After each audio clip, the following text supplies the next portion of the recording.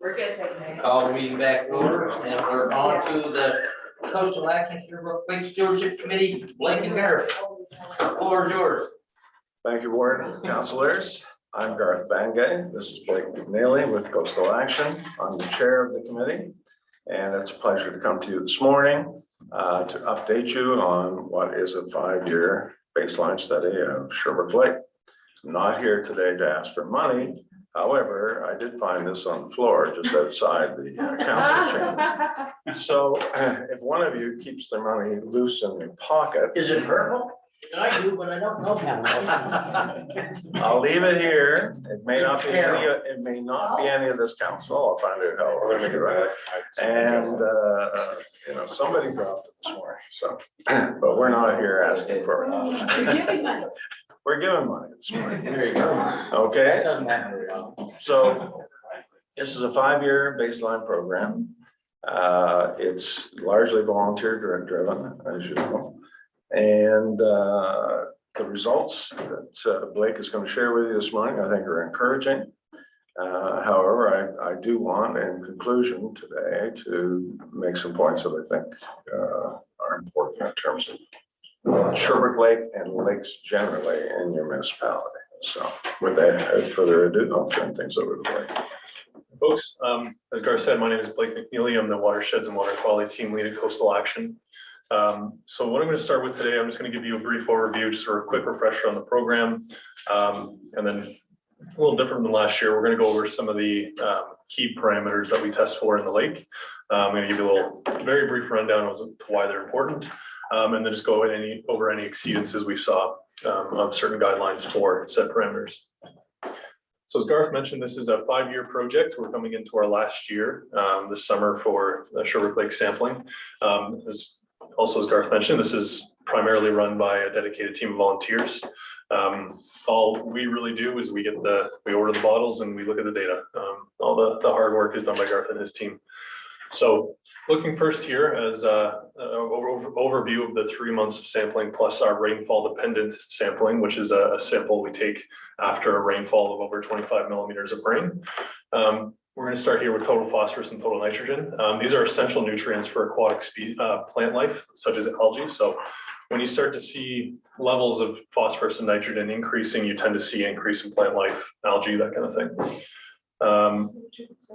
The excessive levels of total phosphorus and total nitrogen can stimulate the growth of algae, as I just said. So when you start to see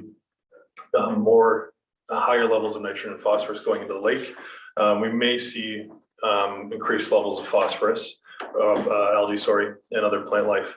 As unfortunately, as plant life and algae dies after the cycle, they do decompose and they do consume dissolved oxygen, which is an issue for some species within the water. In extreme cases, it can deplete the oxygen levels enough to kill them. Also, we look at plant life that's better adapted for high levels of total phosphorus and total nitrogen can start to overtake some of the plant life in the lake that's not so adapted. For the guidelines we use for total phosphorus, we look at the Ontario Ministry of the Environment and Climate Change. They have a 0.2 milligram per liter guideline for lakes and a 0.3 milligram per liter for rivers and streams. So we did see one exceedance of that within Pine Lake Brook in August. As you see here, the gray dot on the graph there in the middle. We got a reading of 0.33 milligrams per liter, which exceeded that 0.3 milligram guideline. Fortunately, there was no exceedances of the total nitrogen guideline, which is, we use a guideline from a paper by Dodds and Welch 2000, where they look at a guideline of 0.09 milligrams per liter. And again, didn't see any exceedances of that guideline this year. So looking good there. Next, we're looking at the total suspended solids. This is the amount of suspended particulates such as silt and sediment and organic matter in the water. High levels of this can increase sedimentation, which can bury benthic organisms in extreme cases such as clams, mussels, snails, and other plant life. It also helps to transport pollutants in the streams, such as heavy metals, pesticides, as they tend to attach to the particulate matter in the water. So it's easier for them to get transported throughout the watershed. For this guideline, we use the Canadian Council of Ministers of the Environment guideline, which is CCME. You'll see that a few more times throughout the presentation. They state that if there's an increase in the baseline level of 10 milligrams per liter of total suspended solids in a body of water that has less than 100 milligrams per liter, that's their exceedance. So if you're getting constant readings of the same amount and you start to see that baseline to increase to 10 milligrams per liter of an increase, that would be considered an exceedance. It's a little more complicated than the other ones, just because it does require us to look at a larger data set. But fortunately, we haven't seen any major increases over the years. You'll notice that diamond there is an increase to 25 milligrams per liter. Fortunately, that's just one reading, and you can see that it comes back down in September. So that wouldn't increase the overall baseline levels of sediment in the water column.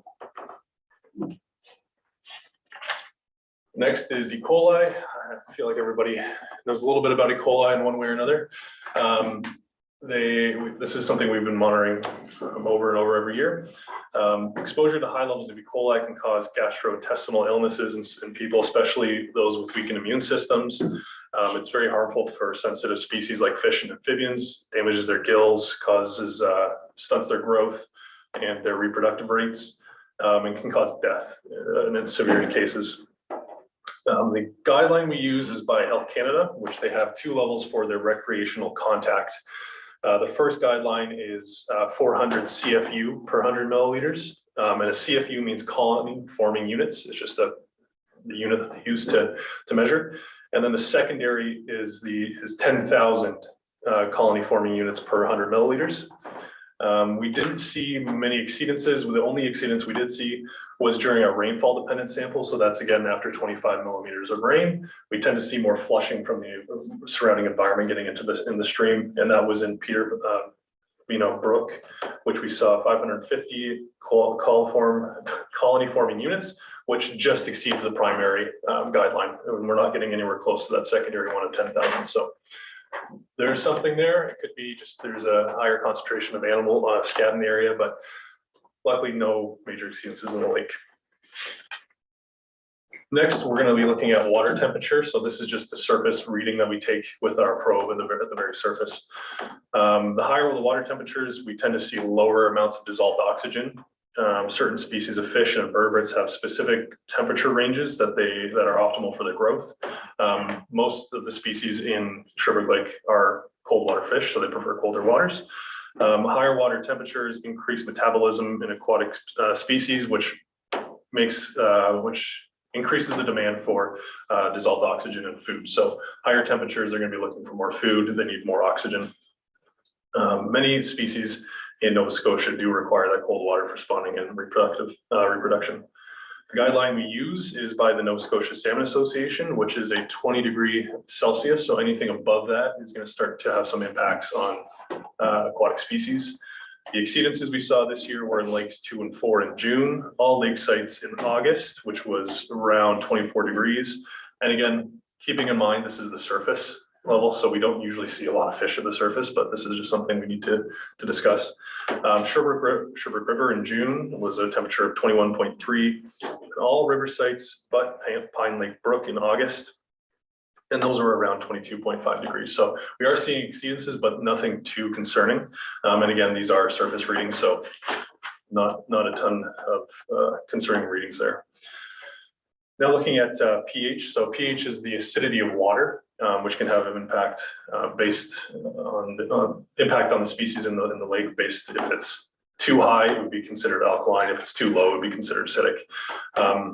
In instances where we're looking at pH levels that are too low, which would be considered acidic, this can damage fish gills, reduces the ability of the fish to absorb oxygen, helps to mobilize some of the heavy metals that might be present in the sediment. For example, aluminum becomes toxic to salmon at a certain pH range. It starts to gunk up their gills and actually kills the fish. Alkalinity, which is not something we really have to worry about, especially on the South Shore where the pH starts to get a little too high. This will increase the occurrences of algae blooms. But again, it's, as you can see from here, our readings generally are below one of the first guidelines, which is again the CCME. They state that anything below a 6.5 pH range will start to have an impact on aquatic life. More locally, the Nova Scotia Salmon Association uses a 5 reading because, as you know, a lot of our lakes here are quite low in pH. It's not uncommon. So we did have some exceedances. The Forties River and Pine Lake in June, they were below that 5 pH level. Pine Lake Brook in August, again, was below that 40s River and Pine Lake in September, and then all rainfall sites except for Butler Lake Brook. And again, the rainfall sites is the rainfall dependent sampling that we take following that 25 millimeters of rain.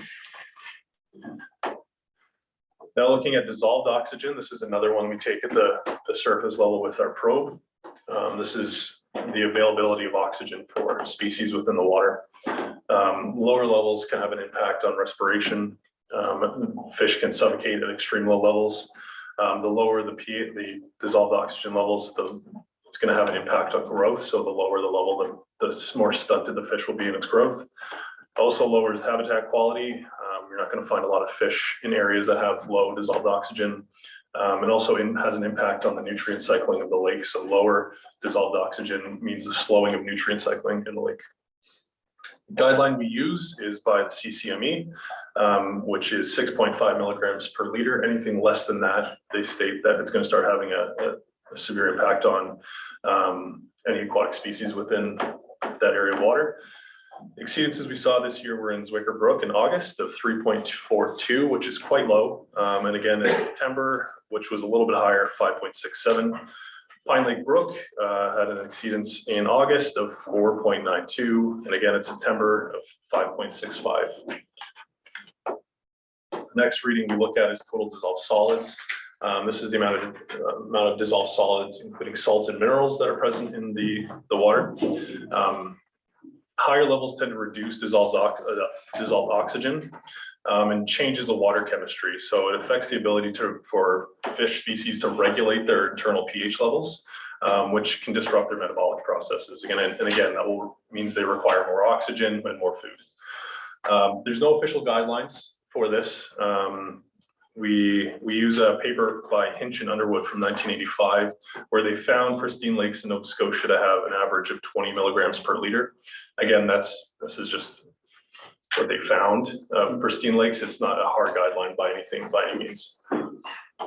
So if there's no guidelines, there's no exceedances, and the levels that we found this year were on par with what we found in past years. The next one is our chlorophyll A and phycocyanin.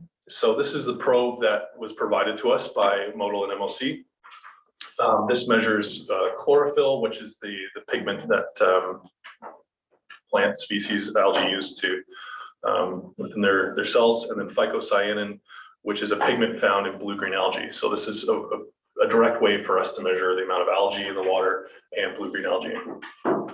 Higher levels of chlorophyll indicate high levels of primary productivity, which supports the growth of algae. So the more chlorophyll you see in the readings, the more plant life algae that will be present in the water. Higher levels of primary productivity, as I just mentioned, means more oxygen production during photosynthesis, which is good. But at the same time, when it's time for those algae blooms and other plant life to die, they decay and they absorb oxygen. So it's a bit of a give and take there. Cyanobacteria also alters water chemistry. It's toxic. That's the main toxin producing algae that we're concerned about. There's no guidelines for chlorophyll A. Just gives us an idea of the amount of algae and other plant life that might be in the water we're measuring. The phycocyanin, though, there is a guideline by the World Health Organization where they actually look at the amount of cells per milliliter. So their first level is 20,000 cells per milliliter. And then their second, which is when things start to become really concerning, you're looking at 100,000 cells per milliliter. So as you can see here on the graph, we didn't exceed even 400 cells per milliliter. So at the time of the readings that we took these samples, there was no concern for blue-green algae. That's not to say that blue-green algae doesn't exist at the time of sampling. And then here we're going to be looking at the sediment sample. So every year we take a sediment sample at the same sites, lakes 1, 2, and 4. This year we did see a little bit higher of some heavy metals, arsenic, cadmium, lead, and mercury as compared to last year. However, we are still looking at a decreased level since 2019. So nothing too concerning there. We use various, there's 3 different guidelines that we use, and the orange indicates that it's exceeded the lower of the 3 guidelines. And then finally here, we look at the trophic state index. This is gives you a picture of the overall health of the lake. So we take into account various readings: total phosphorus, chlorophyll A, and the water clarity, which is measured by the Secchi disc, which is the red line there.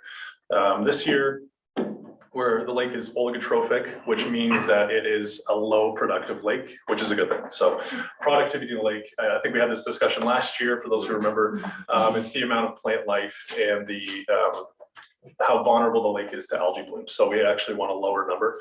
And oligotrophic means low productivity is associated with generally good water quality. The next level up is that little middle bar, the light green there, which is mesotrophic, which is moderate productivity, which would indicate fair water quality. And then above that is poor. It would be eutrophic, which is bad water quality. So we're looking here at that blue line. That's the overall number that we really care about. And as you can see, that's been straddling the oligotrophic and mesotrophic for the majority of the project. We are seeing a slight decline, which is good. And the last slide here is our conclusion. So Sherwood Lake is generally good water quality. The trophic state index assessment demonstrates an unproductive system that is unfavorable for algae growth. However, the threat of algae blooms still do exist in Sherwood Lake and the surrounding streams. Sediment quality also appears to be improving since 2019. However, there was a slightly higher levels of heavy metals in 2022 compared to 2021. And our recommendation just every year is we're looking to finish off the final year of the project at the same capacity that we did this final year. And with that, I'm going to pass it over to Garth for some concluding remarks. Thank you. Thank you. Just to remind everyone, the reason we started this baseline work, it's now 5 years ago. We missed a year thanks to a pandemic, but it was about public access to Sherwood Lake. Public access got off to a great start, and it seems to have flattened out, and I'm not sure exactly where it's going. And so people might say, well, what was the point of all this then? I do want to suggest to you that the knowledge that we're gaining on Sherwood Lake is incredibly important in terms of both municipalities and decision makings with respect to land use, not just on the lake, but in the watershed of the lake. Now we have a sense of exactly what the conditions are in the lake, and this final year coming should give us a robust understanding. And so we'll be able to measure if, there's increased forestry activity or agriculture or urban development, whatever, what the impacts are. And so I think I want to emphasize his knowledge is important, over and above the public access question. Good baseline. Well, it is a good baseline. And the fact of the matter is that those are things you as councils can control, what goes on in that watershed. The things you can't control, like climate change, and what that's going to do to this natural environment is even of a greater concern, quite frankly. Water levels in the lake have been behaving differently. Temperature of the lakes and tributaries are changing. This is going to affect the whole aquatic ecosystem. There's not much we can do about that. And so the factors we can control will become even more important. And I want to leave you with that message. Since we presented last year, we've continued to work hard with the province to try and engage them on this work. And the province, to their credit, along with the other Atlantic provinces, held a workshop last June on cyanobacteria and brought all the universities working on the issue together. And it was an extremely informative session, but like so many science questions, there's more questions than answers on cyanobacteria. I can say with great confidence that it's everywhere in Atlantic Canada, in some cases at levels that are quite critical. You've read about the St. John's River, you've read about Grand Lake here in Nova Scotia. Some municipal drinking water supplies are confronting the problem of cyanobacteria. And so we think it's important to keep a watching brief on what's happening, certainly in Sherwood Lake, one of Nova Scotia's largest lakes, but also to get people thinking about algae and blooms and what it might mean for them in terms of their human health. So as for Nova Scotia, I would say out of the 4 Atlantic provinces, it's the one least engaged on the issue. And we haven't been able to get them to the table to put some money on the program. There've been kind of signals they might do something, but we haven't gone further. Dalhousie University, several profs there are interested in doing some work. But again, we haven't had firm commitments for this summer, but we continue to explore that so that we're not here to ask for more money. We'd like some other folks to put their money on the table and get to it. We are this summer though, because there's a lot of concern on the lake about the algal blooms and cyanobacteria. We're asking for volunteers. We want to have a rapid response group, probably 3 or 4 people in different parts of the lake, equipped with sampling bottles and so on, and with the knowledge of how to take the sample properly, how to get it to a lab for analysis and so on. And so we're going to do that this final year. And I think that will be reassuring to people, but it also might be very informative in terms of what's going on. We as a committee will continue to inform and educate. That's part of our mandate. And the reports, these annual reports, I think are really important. And there's a two-page summary that we'll get out to people. And that pretty much wraps up what we've got to say this morning. We're certainly open for questions. I do want to thank Chad back there. First of all, he gave me the wrong time for the meeting, but he's been very effective at supporting us and making sure that we understand what council's thinking and wanting. So thank you very much. No, thank you for the time and effort that you put into this project. And I mean, the report's good, essentially. I mean, it's not getting worse. I'd just like to ask, I noticed that you said when you, about public access, what? That's the district of Lunenburg is gonna do some. Okay, so that's, okay, I thought that's what, so they're not really moving on the public access piece of it, It or? doesn't appear so. Okay. I wouldn't want to, No, that's okay, I just didn't know what that was about. Yeah. So typically, Abdullah, sorry. No, go ahead, that's why you. Yeah, he's next. So thank you for both of you for being here first off and providing us the PowerPoint as well as that 2-page right update within our packages prior to you coming in. So it was wonderfully received. But in terms of public access and modal, I typically check in this time of year either through Chad or directly through to the District of Lunenburg once they approve their budget. Like again, if we approve ours today, right? So once they approve their budget, and I give an update to my community. So this is the one I indicated last year. It's one line. The municipality of District of Lunenburg has not yet begun development of Sherwood Lake Park as of yet. Modal did not allocate any funds to the project during the recent budget approvals for 22-23. That was last year. I just provide that as a 1 or 2 liner to my community just to say, you know what? They want, yeah, I'll leave it. Okay, great, thanks. Derek. Thank you for your presentation. Just one quick question on your conclusion. You talked about a slightly higher level of heavy metals. Is that concerning? No. So that's only really concerning. That's all I need. Okay, great. And I think your conclusion does state that Sherwood Lake isn't any worse off than any other lakes that may kind of have an algae bloom. Mhm. I mean, they can happen anywhere. Yep. And I think a lot of it is due to temperature. This is helpful, thank you. So when we talk about phosphorus and nitrogen being the main things that feed algae, there could be very low levels of both and we could still see an algae bloom. So there's still a lot of unknowns about algae blooms and how they form. So we're doing our best with what we have at the moment to try to keep track of those.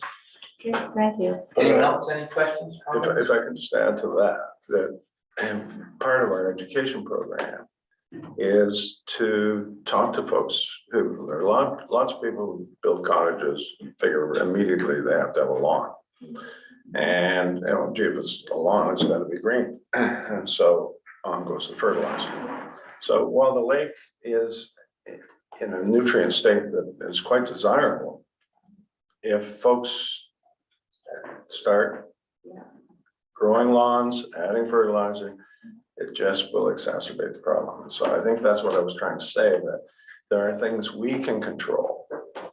We can't control a larger agenda of climate change and temperature perturbations and so on that are coming.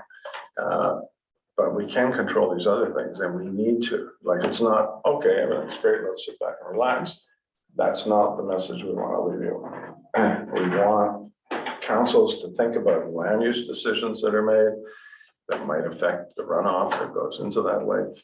And we want people to take accountability and responsibility. Okay, thank you very much for your report, update. Okay. Thanks for coming in. Sorry we're running so darn late, but that's just the way it goes sometimes. All right, thanks, folks. Thank you. And, I'll leave that money on the table and Okay. decide how you're gonna. Flip it. Yeah. You're gonna flip me. We'll Yeah, donate we're gonna it, flip it. We're back up to 6.1. we'll donate it to Pro Kids, okay? There you go. How about Well, whatever. Committee of the whole, March 16th. So as you recall, council, there were two committee of the whole meetings. Yeah. The second one was the budget committee of the whole meetings. That's why it shows up as two, but the motions from both of those meetings are in order in your packet. So somebody prepared to move the motions. So move. Seconder, I'll second. discussion. All those in favor? Opposed, motion's carried. And that's from both. Okay, Recreation Parks Committee, Yeah, so you can see before you a recommendation from the committee to council that volunteer Karen Mackenzie Stadler represent us in the provincial award ceremony. And I'd move that council approve that recommendation and send Karen off to be our representative. I'll second that. discussion. All those in favor? Yes, you did. Oh, yes, I should do our teams here. Because that includes all the grades. Okay, so that's that. So now I'm down to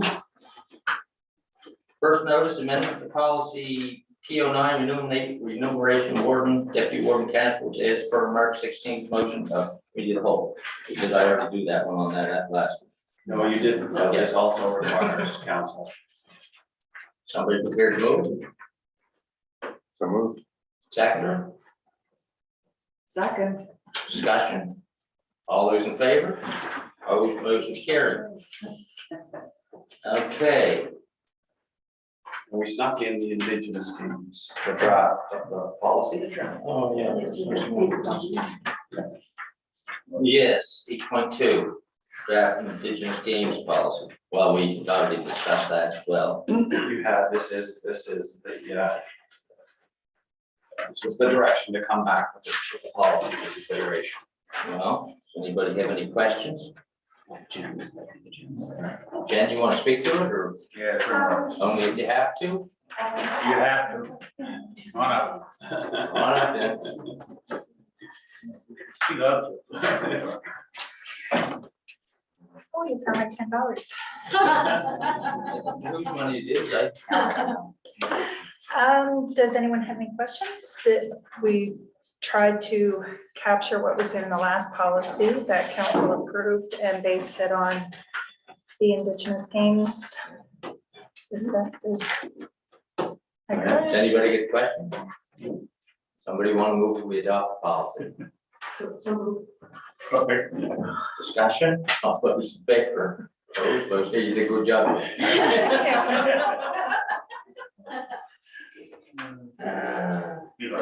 So are we moving on? We're so far behind. I don't know if we're gonna move on to the budget. I mean, I know we have other. Yeah.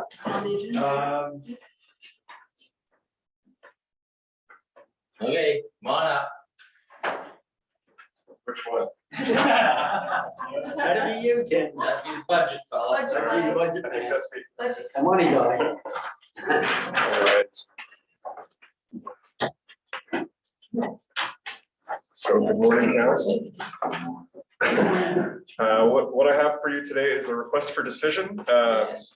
I'm recommending that you move to approve the operating and capital budget book that's been provided as the authoritative source of this year's budget. So where in the past, there would have been a recommendation for a number of motions for rate setting and capital and operating and reserve transfers, I've ensured that all those numbers are included within that document that would be approved here. And I've made reference here on the RFD document to which page each of those items is on. So for example, all the rates that we're asking you to set today are included on page 4. The gross operating budget is also on page 4. The capital budget is on page 26, as well as breakdown of reserve transfers to and from both operating and capital on pages 25 and 26. This is presented based on the discussions that we've had the last few weeks with the presentations that we've made about the budget. And so once approved, this budget book, this 27-page document would form the authoritative approved budget for operating and capital for the coming fiscal year. Set the rates and do the whole business. Exactly. Just one motion required. And so your options here today would be to approve the budget as presented in the budget book, to approve the budget book with modifications if you were to discuss and approve those today, or to request additional information and defer the decision of when to approve the budget to a later meeting. Somebody prepared to move that we approve the budget book. So moved. Do we have a second? I'll second. Do we have discussion? Yeah, I just have a question regarding the $60,000 request from Church Memorial Park. So It's that's a not- separate motion. So we're going to Yeah, deal with that's that. all it is at the moment is in the budget. It would be in the budget and then a decision of council, Okay, whether, yeah, thank you. So this, no, I just got one question. The tax rate is in this as Yes. well. Yeah, We're confirming that the tax Yes. rate residential is being reduced. Yes, so the residential tax rate is being set at 69.5 cents per $100 of assessed and value. 1 cent. That's a reduction of 1 cent from the previous years. And the commercial rate, that residential rate also applies to the resource properties rate, same number. And the commercial rate is being reduced from a previous rate of $1.53 per $100 of assessed value down to $1.50. So that's a 1 cent reduction in the residential rate and a 3 cent reduction in the commercial rate. Yeah. Any further discussion? All those in favor? Opposed, motion's carried. Okay, thank you. Thank you. Yeah. so yeah, so to Councillor Church's. Oh, yes. You should see it. There were, the church park was one where the board has asked council to make a quick decision as quickly as possible. So I should recall, your annual funding that, what is 75,000 to, Church Park for both operations and capital, maintenance and repairs. They have asked for an additional $60,000 to assist with design and planning for a major roof repair, and they've asked that the 60,000 if approved and I think the 25,000 be advanced as quickly as possible so that they can proceed with that work immediately. Yeah, So the decision today is the 60,000. yeah. If it's approved, the staff would advance that funding as soon as we get into the new fiscal year. And they've received, as I understand it, 500,000 from the province to do the work. So they need the design before they start. So please, yeah, I understand that. So I just want to have a bit of discussion before somebody jumped on and made, and I'm not saying I'm disagreeing with the motion that's kind of made, but just some questions around some clarification in the 2 pages that we were presented with a couple of meetings ago, which we carried forward. When I say 2 pages, one was a letter and then the second page was the budget. So I get it, it's 60,000 to help them with the design and planning for a major roof repair, I just said that. They received 500,000 from the province Do the work. to commit to that. But is it, am I getting it right on page 2 here, that the total budget, because it's attached to the letter, so I assume that's it. The total budget is, the range is between 1.2 million and 1.5 million. That's what it says on the page? Correct. Correct, okay. So we know they've got 500 towards what might be a 1.2 or 1.5. So I'm gonna just ask Councillor Church, Where's the rest of it? yeah, where's the rest of it? And where in the plans are they? And what do we know? Well, you know, part of it can come from the Pew Trust, Good, okay, good. and they're certainly in the queue to apply for grants to help with the remaining funds. Okay, so they're in the queue. So we heard from Carol this morning saying, we all know that the annual deadline for the one program through sport and recreation, I'm not sure it's not called that now. But, so those aren't like, those are within this fiscal year. They're in the queue to apply for that additional money needed within this set fiscal year. Like, there's no, we just got through it, Andre's point around the caboose. I again apologize. Well, Carol. this fiscal year ends 7 for days. here, Right. 7 days. So, but we're approving this in our next year's It's budget. their next year. It's the Yeah, next this is year. next year's budget, so it's next year, Yeah. but as long as you're in the queue and that's, there's a, Yeah, they want to get this rink safe by September for, you know, the first, first that's season. good, it's good information. to know.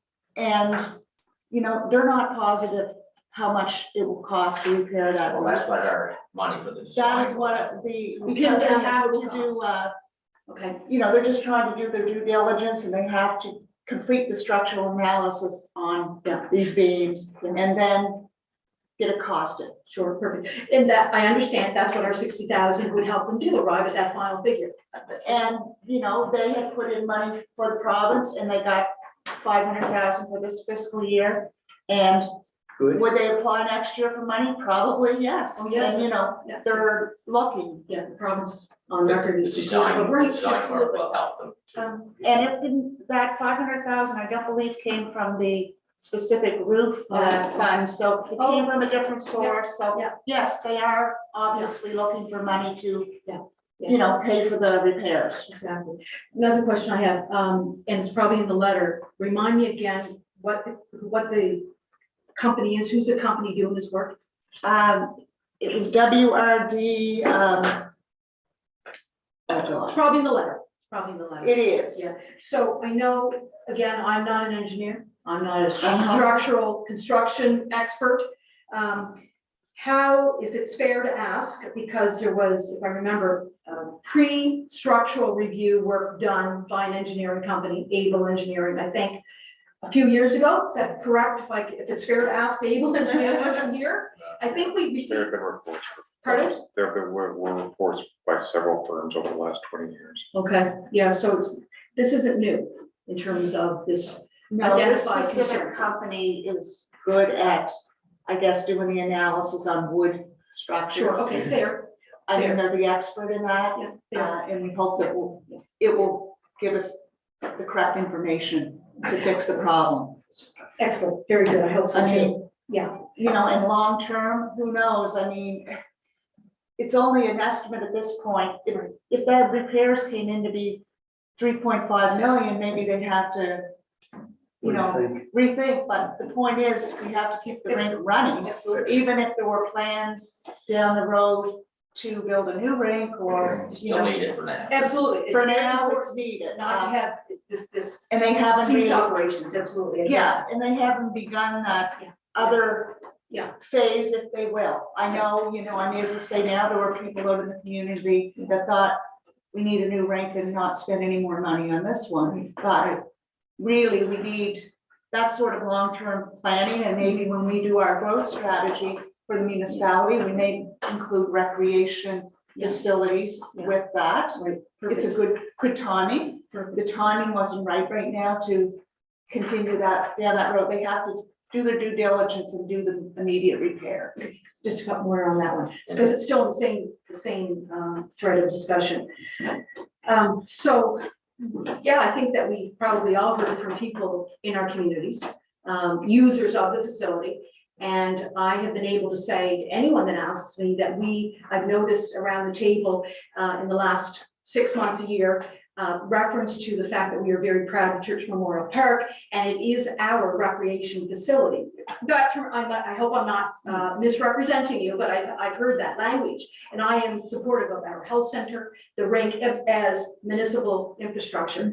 And I have heard the discussion around, Tina, how do you know, because you're not the expert and you're not a consultant or a feasibility analyst, that this is the best route to go in terms of fixing up what we have cherished and loved, absolutely, the existing 4 walls and facility. And I said, I don't know that, but my background would tell me, and I'm not on the board, that's why I'm asking you questions. My background would tell me that, yeah, maybe we do need to explore if this is something that we're invested in and hold to high standards, because we want to attract people to move to our area, we want to attract users, all of the above, we know that. But if we hold this in high regard, municipal facility, I haven't been able to answer that to my community to say, I don't know that this is the best option. I know that that is not what we're talking about, but I'm getting it on the table now. I don't think that it can't happen in concert. This needs to happen to keep this facility open. Absolutely. But in terms of the next. They may need a long-term. Yeah. So now my next question is this, because I can't quite remember, and I could go back on live stream, but I'd rather ask my other 6 people here, because 7 heads memories, right? And staff, I'm sorry, because we were all here during the presentation that Mike and Tommy made. And what was the reference again to 20 to 25 years longevity? What was that reference? How much life, more life, up to 50 years, but minimum 2025. Oh, minimum 2025. To do, if they do this. If they do this roof repair. Okay. And as And there's a, other upgrades that are associated with this as well they want to do. But okay, so I'll ask the member of the board, if you're able to share, similar to this question that I had on this one, was it the same company that did that work? Is this associated, the 25 years? Yes, Okay, I mean, that's their opinion, that's their opinion, their expert opinion. their expert opinion. Okay, But I mean, there's also been, studies done on the whole facility itself. Sure. They're specifically studying the roof. the structure, the wooden part. Yeah. But there has been, analysis done on the whole building. Okay, thank you for that. I mean, Everybody has a different opinion, but. I mean, to use Andre's analogy, if someone comes in with a ruptured heart and a broken finger, you deal with the ruptured heart first and then very good finger later, or address it later. But, We didn't make a motion, did we? No. no. I just think a new rink is minimum 10-year standard. Yeah. Minimum. So I mean, we can't let the rink close. Absolutely. Whatever we have to do, in my opinion, to keep the rink functional, we have to do. Somebody prepared to make a motion that we award the grant. I move. Second. Discussion. All those in favor? I like that. Motion You're rubbing off of me. I don't know if that's a good thing. I don't think that's it. No, That's all you. Don't worry about it. He's rubbing that off.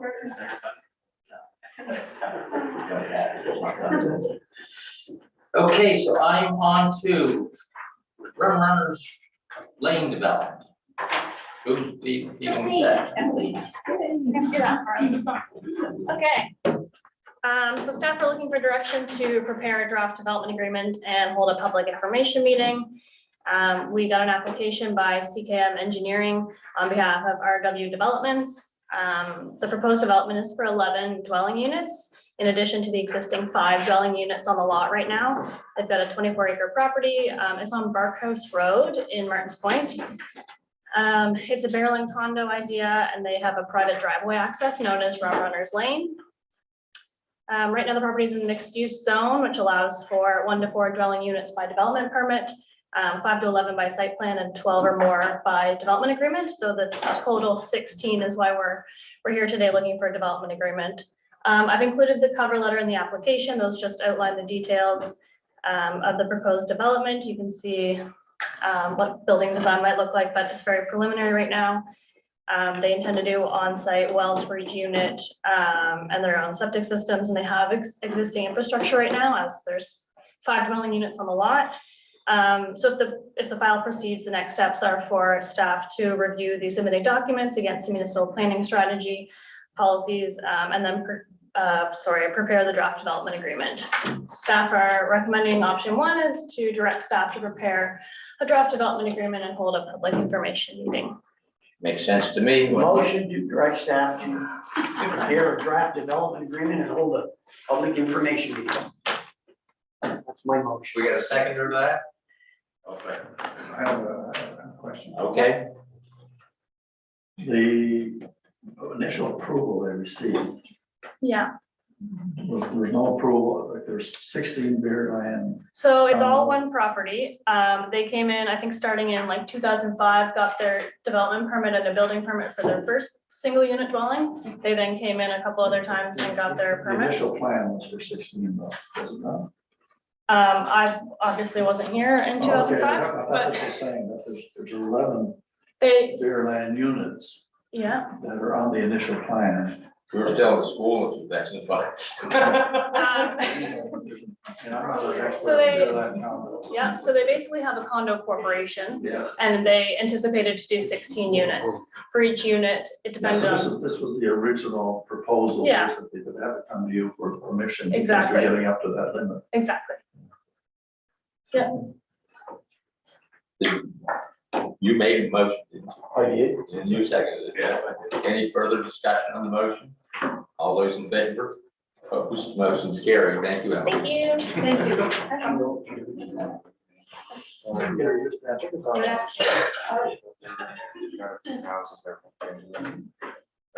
Road name change. Sylvia. New private road name in Blanford. Property owners have suggested 3 names: Anchor Lane, Driftwood Lane, and Seashore Lane. The fire department has a preference for Seashore Lane due to its uniqueness, and no objections for Public Works. It's in Councilor Beal's district. Are we gonna argue with this or something we gonna do? Seashore Lane is fine by me. I'll move that we name the lane Seashore Lane. Second. Discussion. All those in favor? Opposed, motion's carried. Thank you, Emily. Thanks, Cindy. Sorry to tell you.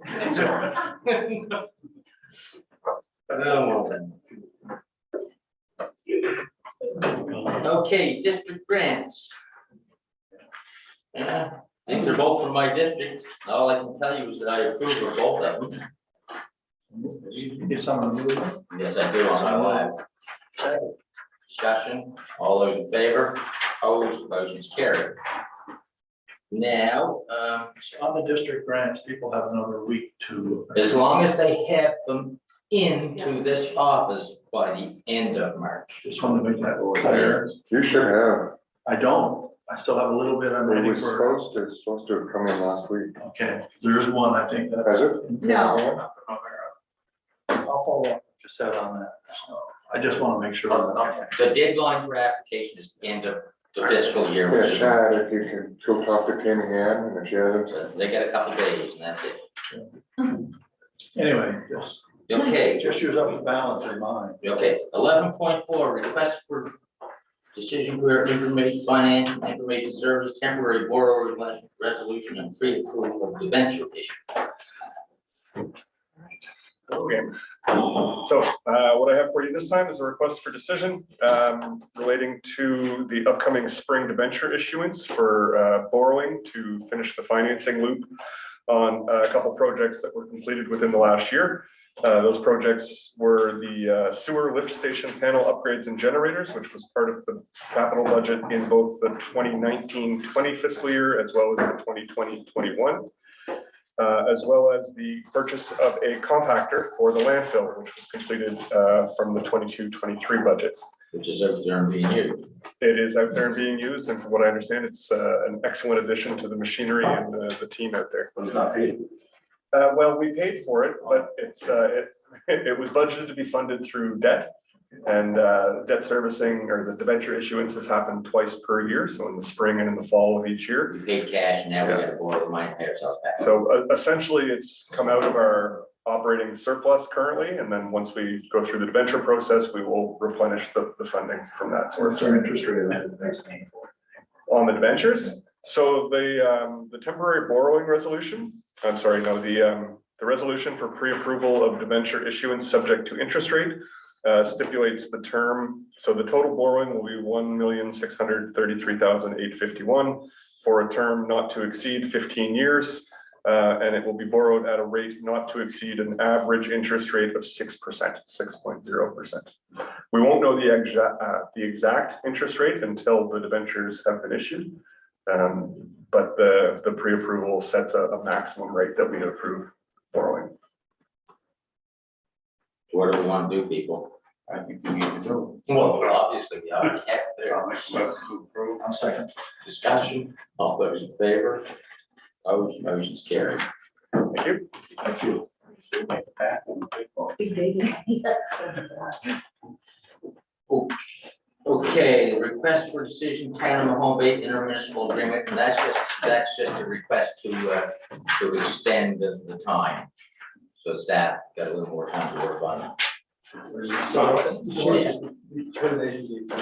Yeah, it changes the termination date by 1 month, because we're now in discussions about maybe we'll provide service. I'll make a motion to approve option 1. Second. I got a question. Yeah, So are we renegotiating? we're in discussions with it. With the idea of renegotiating it, Yes, not giving them any more time? There's no more. we're in the process of having discussions with them, and that's about as much as you can really say. That's all we can say. Jesus praise. All those in favor? Opposed, motion's carried. Okay. I hate to say it, but I think that I'm at the point where we're done in camera. Only thing is we're gonna take a 10-minute break before we go